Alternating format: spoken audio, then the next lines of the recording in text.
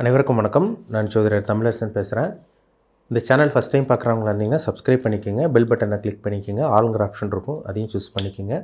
அப்போ தான் நாங்கள் போடுற பதிவுகள் எல்லாமே உங்களை வந்து சேரும்.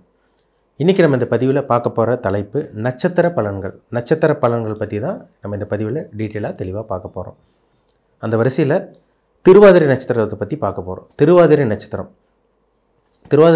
மிதுன ராசியில் இருக்கும். திருவாதிரை 1, 2, 3, 4 1ஆம் பாதம், 2ஆம் பாதம், 3, 4ஆம் பாதம் உள்ளடக்கிய ராசி தான் இந்த மிதுன ராசி.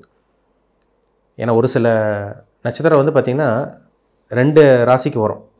ஆனால் திருவாதிரை வந்து ஒரே ஒரு ராசி தான், மிதுன ராசி தான். உடைப்படாத நட்சத்திரங்கள் ஒரு சில இது இருக்குது. அந்த ஒரு வரிசையில் தாங்க திருவாதிரை நட்சத்திரம் வரும். உடைப்படாத நட்சத்திரம் 4 பாதங்கள், முழுமையான பாதங்கள் உள்ளடக்கிய ராசி மிதுன ராசி வரும். அப்போ இந்த திருவாதிரை நட்சத்திரக்காரங்களோட கேரக்டர் என்ன, உங்களோட குணாதிசயம் என்ன, நீங்கள் எப்படி இருப்பீங்க, உங்கள் லைஃப் என்னென்ன விஷயங்கள்லாம் நடக்கும், என்னென்ன தசாபுத்தி போகும், என்னென்ன கிரகங்களோட தாக்கத்தில் இருப்பீங்க, நீங்கள் வணங்க வேண்டிய தெய்வ வழிபாடு, என்ன தெய்வத்தை வழிபடலாம், எல்லாமே இந்த பதிவில் டீட்டெயிலாக தெளிவாக பார்த்துடலாம். திருவாதிரைனாலே பார்த்திங்கன்னா அது ராகுவினுடைய நட்சத்திரம், ராகுவோட நட்சத்திரம். ராகு வந்து பாம்பினுடைய தலைப்பகுதி. திருப்தி இல்லாத கிரகமே பார்த்திங்கன்னா ராகு தான். ஒரு ஆழமான இருட்டு, சனியை விட ஒரு ஆழமான இருட்டு. சனியே ஒரு இருள் கிரகம் தான், அதை விட ஒரு ஆழமான இருட்டுன்னு பார்த்தீங்கன்னா உங்களுக்கு திருவாதிரை நட்சத்திரம் தான், ராகுவோட நட்சத்திரம். ஆழ்ந்து சிந்திப்பாங்க. எந்த ஒரு விஷயத்தையும் வந்து பார்த்திங்கன்னா ஆழ்ந்து சிந்திக்கக்கூடிய நட்சத்திரம் தான் திருவாதிரை நட்சத்திரக்காரர்களாக இருப்பாங்க. பிடிவாத குணம் கிட்ட அதிகமாக இருக்கும். அவ்வளோ சீக்கிரம் கோபம் வராது, ஆனால் வந்த மாதிரி இருக்கும். பிடிவாத குணம், கோபம் இதெல்லாமே உங்களுக்கு அதிகமாக இருக்கும். நிறைய பேர் வந்து பார்த்திங்கன்னா இந்த திருவாதிரை நட்சத்திரக்காரங்க வந்து பார்த்திங்கன்னா ஏதோ ஒரு ஆராய்ச்சி பண்ணிகிட்டே இருப்பாங்க, ஏதோ ஒரு தேடுதலில் இருந்துகிட்டே இருப்பாங்க. ஏன்னா அவங்க வந்து அவ்வளோ சீக்கிரம் எதுவுமே திருப்தி அடைய மாட்டாங்க, ஏதோ ஒன்று செஞ்சுட்டே இருப்பாங்க. அவங்க ஐடி ஃபீல்டில் இருக்கவங்க, இந்த கம்ப்யூட்டர் ஃபீல்டில் இருக்கவங்களாம் பாருங்கள், ஐடி ஃபீல்டில் இருக்கவங்க, இந்த கவர்மெண்ட் ஜாபில் இருக்கவங்களாம் பாருங்கள் திருவாதிரை நட்சத்திரக்காரங்களாக இருப்பாங்க. ஏதோ ஒன்று ஒர்க் அவங்களுக்கு இருந்துகிட்டே இருக்கும். ராகுங்கிறது வந்து பார்த்திங்கன்னா வேகமாக நகரக்கூடிய பிளானட் தான், ஒரு ஆக்ரோஷமாக நகரக்கூடிய கிரகம் தான் ராகு.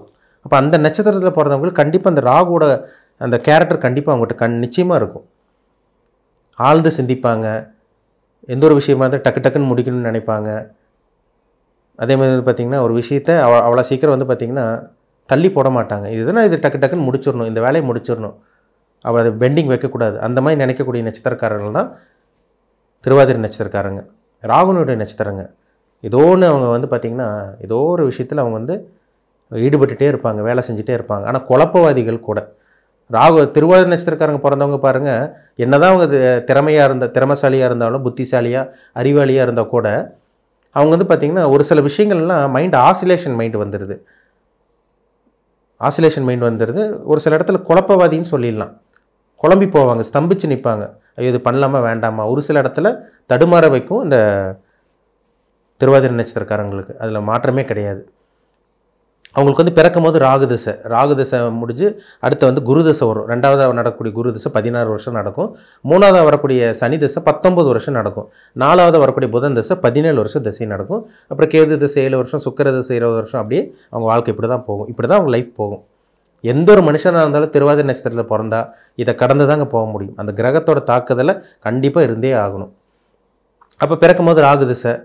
ஒரு சில பேர் பிறந்ததுலேருந்து பாருங்கள் கஷ்டப்படுவாங்க, ஒரு சில பேர் பிறந்ததுலேருந்து பாருங்கள் கஷ்டப்படுற ஃபேமிலியாக இருக்கும். அதுக்கப்புறம் அந்த குரு திசையில் டெவலப் ஆவாங்க. அந்த 18, 19, அது 15 வயசுக்கு மேலே ஒரு சில பேருக்கு டெவலப்மெண்ட் இருக்கும். ஒரு சில பேர் பிறந்ததுலேருந்தே நல்ல சொத்து பத்து, அவங்க பேரண்ட்ஸ் நல்ல ஒரு பணக்காரங்களாக இருக்கிறவங்க வந்து பார்க்க முடியுது. ஏன்னா ராகுங்கிறது வந்து பார்த்திங்கன்னா பிரம்மாண்டத்துக்கு உண்டான கிரகம், ஆசைக்கு அதிகரிக்க கிரகமே ராகு தான். போகக்காரகன்னு சொல்லுவாங்க. இந்த பிரம்மாண்டம், இந்த காதல், இந்த காமம் இதெல்லாமே பார்த்திங்கன்னா இந்த ராகு திசையில் வந்துடும். சின்ன வயசுலேயே பாருங்கள் சில பேர் கெட்டு போயிடுவாங்க, ராகு திசையில் கொடுக்கும். இதெல்லாமே இந்த ராகுவோட வேலை தான். இப்போ பிறக்கும் போது ராகு திசை என்ன நட்சத்திர பாதத்தில் பிறந்திருக்கீங்க அது ரொம்ப முக்கியம். நீங்கள் 1ஆம் பாதத்தில் பிறந்தீங்கன்னா ராகு கம்ப்ளீட்டாக உங்களுக்கு திசை நடத்துவார். இது 3ஆம் பாதத்தில் பிறந்தவங்களுக்கெல்லாம் கிட்டத்தட்ட ஒரு 7-8 வருஷம் தான் திசை நடத்தும். கிட்டத்தட்ட ஒரு 9 வருஷம் சொல்லலாம், 8லேருந்து 9 வருஷம் திசை நடத்தும். அதுக்கப்புறம் குரு திசை வரும். அந்த குரு திசை வந்து ஜாதகத்தில் என்ன இடத்துல இருக்குது ரொம்ப முக்கியம். அந்த குரு தசை தாங்க ரொம்ப முக்கியம். ஏன்னா பணத்தை கொடுக்குற கிரகம் குரு, தங்கத்துக்கு அதிபதி குரு, புத்திரத்துக்கு அதிபதியே குரு தான். அதாவது புத்திர காரகன்னு சொல்கிறாங்க பார்த்தீங்களா, குழந்தைக்கு அதிபதி குரு, தங்கத்துக்கு அதிபதி குரு, அதே மாதிரி பார்த்திங்கன்னா செல்வத்துக்கு அதிபதி குரு, பணத்துக்கு அதிபதியே குரு தான். ஜாதகத்தில் குரு கெட்டு போயிட்டாருன்னா பணம் உங்களுக்கு நிலைக்காது. புத்திர பாக்கியத்தில் தடை ஏற்படும். தங்கம் உங்களுக்கு நினைக்காது. குரு கெட்டு போனவங்களாம் பாருங்கள், உடம்புல தங்கமே ஒட்டாது.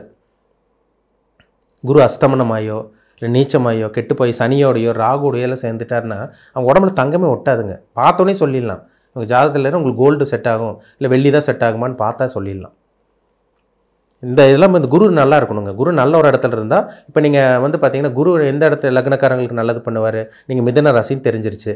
இப்போ நீங்கள் மேஷ ராசியாக இருந்து இப்போ குரு 9ஆம் இடத்துல இருந்து இல்லை நல்ல கிரகத்தோடு சேர்ந்தாருன்னா குரு திசை 16 வருஷம் யோகத்தை செஞ்சிடும். சின்ன வயசில் பணக்காரனாக மாறிடுவாங்க. இதே சிம்ம லக்னத்தில் பிறந்தவங்களுக்கு குரு ராஜயோகத்தை பண்ணும். கடக லக்னத்தில் பிறந்தவங்களுக்கு குரு அருமையாக இருக்கும். அவர் 6ஆம் அதிபதி இருந்தால் கூட நல்ல ஒரு வேலை, நல்ல ஒரு முன்னேற்றம், அப்படி இப்படி பதவி உயர்வு அப்படி இப்படின்லாம் கொடுத்துரும். தனுசு மீன லக்னக்காரங்களுக்கு பரிபூர்ண ராஜயோகாதிபதி குருங்கிறனால கண்டிப்பாக இந்த தனுசு மீன லக்னக்காரங்களுக்கு கண்டிப்பாக குரு தசை வந்துச்சுனாலே நிச்சயமாக யோகத்தை செய்யுங்கிறதுல சந்தேகமே கிடையாது. 3ஆவது வரக்கூடிய சனி தசை. இந்த சனி தசை தாங்க ரொம்ப முக்கியம். நடுத்தர வயதில் வரும். கிட்டத்தட்ட ஒரு 25-30 வயசுக்கு மேலே அந்த சனி தசை வரும். அந்த சனி எங்கே இருக்கார், உங்கள் லக்னத்துக்கு ஒரு நல்லவரா கெட்டவரா? சிம்ம லக்னக்காரங்களுக்கும் கடக லக்னக்காரங்களுக்கும் சனி கெட்ட ஸ்தானத்தில் மட்டும் இருந்துட்டாருன்னா அந்த 19 வருஷம் சனி புழிஞ்சு எடுத்துரும் சனி. அப்போ சனி திசையில் யோகத்தை அடையணும்னா அந்த சனி நல்ல ஒரு இடத்துல இருக்கணும். நல்ல இடத்துல இருந்தால் தான் நல்ல விஷயங்கள் அனுபவிக்க முடியும். இப்போ நீங்கள் சனி பார்த்திங்கன்னா எந்த லக்னக்காரங்களுக்கு நல்லது பண்ணுவார்? மிதன லக்னக்காரங்களுக்கு நல்லது பண்ணிடுவார். ரிஷப லக்னத்துக்கு பரிபூர்ண ராஜயோக அதிபதி. கன்னி லக்னக்காரங்களுக்கு கூட சனி திசை யோகத்தை செஞ்சிடும். துலாம் லக்னத்துக்கு பரிபூர்ண ராஜயோக அதிபதி. விருச்சக லக்னக்காரங்களுக்கு கூட சனி திசை நல்லா தான் பண்ணுது. இது தனுசு மீன லக்னக்காரங்களுக்கு சனி ஒரு மீடியமான கிரகமாக இருக்கிறனால பெருசாகவும் கொடுக்கவும் செய்யாது, உங்களை கீழேயும் கொண்டு போயிடாது. ஒரு மீடியமான ஒரு டீசெண்டான லைஃப் அந்த சனி திசையில் கண்டிப்பாக கொடுக்கும். அடுத்து புதன் திசை. ஒரு சில பேர் பாருங்கள், அந்த 4ஆவது வரக்கூடிய புதன் திசையில் மிகப்பெரிய தொழிலதிபராக மாறுறதை பார்க்க முடியுதுங்க. 4ஆவதாக புதன் திசை வரும். அந்த புதன் திசையில் பாருங்கள், பிஸ்னஸ் மேனாக மாறி இருப்பாங்க. கொடுக்கல் வாங்கல் தொழில் பிஸ்னஸ் பண்ணிகிட்டு இருக்கவங்க, வியாபாரம் பண்ணிகிட்டு இருக்கவங்க, பெரிய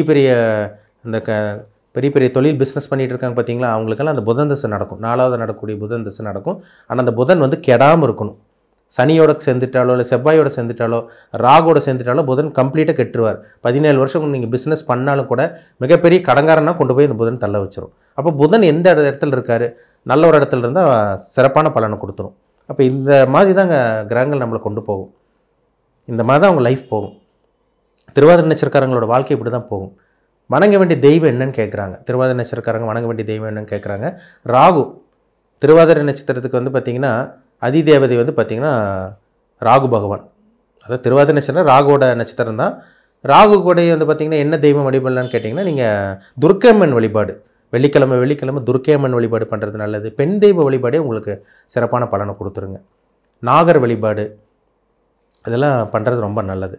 அதேமாதிரி பார்த்திங்கன்னா ராகுனுடைய ஸ்தலம் எங்கே இருக்குன்னா திருநாகேஸ்வரம்.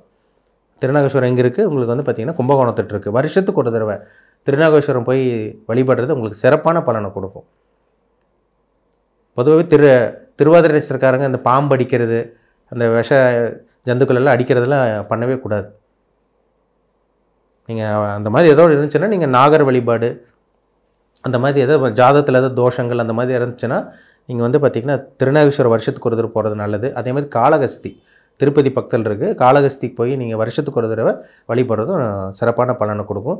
முக்கியமாக பெண் தெய்வ வழிபாடுங்க. பெண் தெய்வ வழிபாடு பார்த்திங்கன்னா உங்களுக்கு துர்க்கையம்மன் வழிபாடு இதெல்லாம் வெள்ளிக்கிழமை பண்ணுறது நல்ல ஒரு விஷயமாக உங்களுக்கு இருக்கும். சரிங்களா? உங்கள் தனிப்பட்ட ஜாதகத்தில் என்ன தசாபுத்தி போகுதுன்னு பாருங்கள். ரொம்ப முக்கியம். உங்கள் பிறப்பு ஜாதகத்தில் என்ன தசாபுத்தி போகுது, நீங்கள் என்ன கொடுப்பனையில் இருக்கீங்க, நீங்கள் என்ன கர்மாவை அனுபவிக்க இந்த பிறவியில் நீங்கள் பிறந்திருக்கீங்க. நல்ல கர்மாவை அனுபவிப்பீங்களா, கெட்ட கர்மாவை அனுபவிப்பீங்களா, இனி உங்கள் வாழ்க்கையில் நல்லது நடக்குமா, கெட்டது நடக்குமா, நேரம் நல்லா இருக்கா, கெட்ட நேரம் போயிட்டுருக்கா, இது எல்லாமே அவங்க தனிப்பட்ட ஜாதகத்தை பார்த்தா தான் நம்ம 100% துல்லியமாக சொல்ல முடியும்.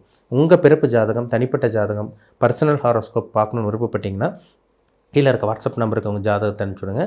அப்பாயின்மெண்ட் வாங்கிக்கோங்க. உங்கள் தனிப்பட்ட ஜாதகத்தை பார்த்து நம்ம டீப்பாக தெளிவாக 100% துல்லியமாக பார்த்து தெளிவாக தெரிஞ்சுக்குவோம்.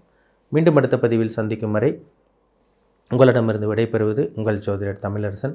இந்த சேனல் பிடிச்சிருந்தால் உங்கள் நண்பருக்கு உறவினருக்கும் ஷேர் பண்ணுங்கள், லைக் பண்ணுங்கள், சப்ஸ்கிரைப் பண்ணுங்கள், பெல் பட்டனை கிளிக் பண்ணிக்கோங்க. ஆளுங்கிற ஆப்ஷன் இருக்கும், அதையும் சூஸ் பண்ணிக்கோங்க. அப்போ தான் நாங்கள் போடுற பதிவுகள் எல்லாமே உங்களை சேரும். நன்றி, வணக்கம்.